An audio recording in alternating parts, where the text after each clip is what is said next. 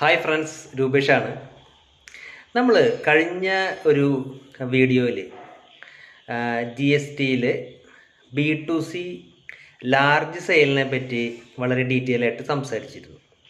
അപ്പോൾ കഴിഞ്ഞ ദിവസം ഒരാൾ സംശയം ചോദിച്ചതാണ്, നമ്മൾ കേരളത്തിനുള്ളിൽ തന്നെ ഒരാൾക്ക് അൺരജിസ്റ്റേർഡ് ആയിട്ടുള്ള ഒരാൾക്ക് ഒരു 2 ലക്ഷം രൂപയുടെ ഒരു സെയിൽസ്, ഒരു ബിൽ എമൗണ്ട് 2 ലക്ഷം രൂപ വരുന്ന ഒരു സെയിൽസ് നടത്തുകയാണെങ്കിൽ അതൊരു ലാർജ് സെയിലല്ലേ, B2C ലാർജ് സെയിലായിട്ട് പരിഗണിക്കേണ്ടതല്ലേ, അല്ലെങ്കിൽ അങ്ങനെയാണോ എന്നുള്ളൊരു സംശയമാണ് വന്നത്.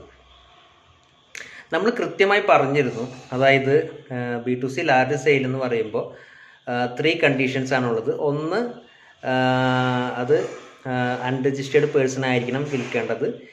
2, അത് 1 ലക്ഷം രൂപയ്ക്ക് മുകളിലായിരിക്കണം അതിൻ്റെ ബിൽ എമൗണ്ട്. 3, കേരളത്തിന് പുറത്തോട്ടായിരിക്കണം, അല്ലെങ്കിൽ ഇൻ്റർ സ്റ്റേറ്റ് സെയിലായിരിക്കണം നടക്കേണ്ടത്. ഈ 3 കാര്യങ്ങൾ ഒരുമിച്ച് വരുമ്പോഴാണ് അതൊരു B2C ലാർജ് സെയിൽ എന്നുള്ളൊരു കാറ്റഗറിയിലേക്ക് മാറുക.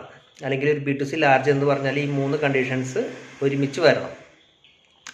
അപ്പോൾ അദ്ദേഹത്തിൻ്റെ സംശയം, ഇതിൽ കേരളത്തിനുള്ളിൽ തന്നെ 1 ലക്ഷത്തിന് മുകളിൽ, അതായത് 2 ലക്ഷം രൂപയുടെ ഒരു സെയിൽസ് നടക്കുകയാണെങ്കിൽ, ഒരു ബിൽ എമൗണ്ട് വരികയാണെങ്കിൽ അത് B2C ലാർജിലേക്ക് വരുമോ എന്നുള്ളതാണ്.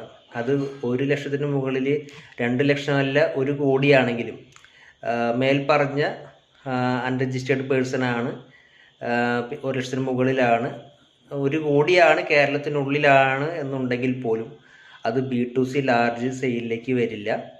B2C ലാർജ് സെയിൽ എന്ന് പറഞ്ഞാൽ ഇൻട്രാ സ്റ്റേറ്റ് സെയിലിൽ ഒരിക്കലും വരില്ല. അതാണ് നമ്മൾ മനസ്സിലാക്കേണ്ടത്. ഇൻട്രാ സ്റ്റേറ്റ് സെയിലിൽ ഒരിക്കലും B2C ലാർജ് സെയിൽ സംഭവിക്കില്ല.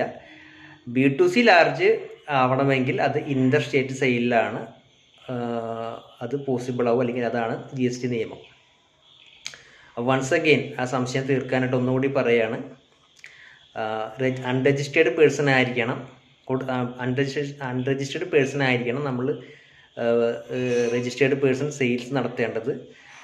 അത് 1 ലക്ഷം രൂപയ്ക്ക് മുകളിലായിരിക്കണം. സപ്പോസ് 1 ലക്ഷം രൂപ ആണ് ബിൽ എമൗണ്ട് എന്നുണ്ടെങ്കിൽ പോലും അത് B2C ലാർജ് അല്ല, 1 ലക്ഷം രൂപയ്ക്ക് മുകളിലായിരിക്കണം. പിന്നെ ഇൻ്റർ സ്റ്റേറ്റ് സെയിലായിരിക്കണം. ഈ 3 കണ്ടീഷൻസാണ് കൃത്യമായി നമ്മൾ B2C ലാർജ് സെയിലിനായിട്ട് മനസ്സിലാക്കേണ്ടത്. For more details stay tune with KP Tax India. Thank you.